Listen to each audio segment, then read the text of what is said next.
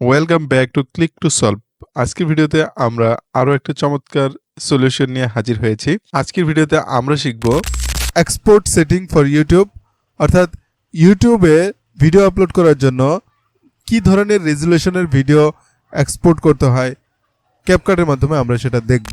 আশা করছি আপনি সম্পূর্ণ ভিডিওটি মনোযোগ সহকারে দেখবেন। তো চলুন শুরু করা যাক। শুরু করার আগে বলবো, আপনি যদি এই চ্যানেলে নতুন হন তাহলে অবশ্যই চ্যানেলটা সাবস্ক্রাইব করবেন, ভিডিওটাতে একটা লাইক দেবেন। এটা যদি আমরা দেখতে চাই, প্রথমেই আমরা একটু চেষ্টা করব দেখার জন্য যে ইউটিউবের ব্যাপারে কি বলে।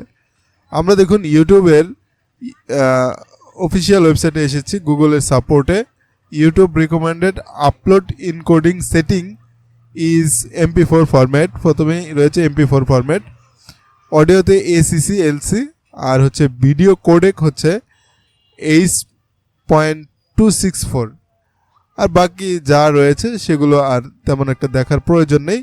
এখানে রয়েছে 16:9 রেশিও, এটা তো আমরা জানি অলরেডি।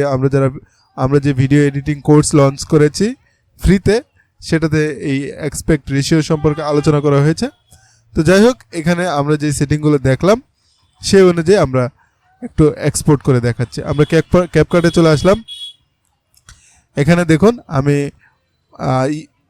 ফ্রিতে ইউটিউব ভিডিও এডিট করার তৃতীয় পর্বের একটা প্রজেক্ট কমপ্লিট করে অলরেডি এটা আপলোড করে দিয়েছি। তো এটা আমি এক্সপোর্ট করে দেখাবো, বা এটার সেটিংটা আমি দেখাবো।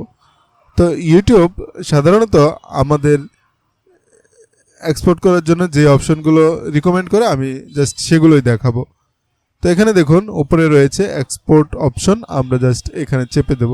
আপনি যখন মনে করবেন আপনার এডিট করা শেষ, এখন এক্সপোর্ট করা দরকার, তখনই মূলত এই অপশনটাতে আমরা এক্সপোর্ট করে থাকি।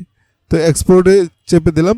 চেপে দেওয়ার পর আমি যদিও ভিডিওটা 2K-তে আপলোড করেছিলাম, তবে এখানে এই যে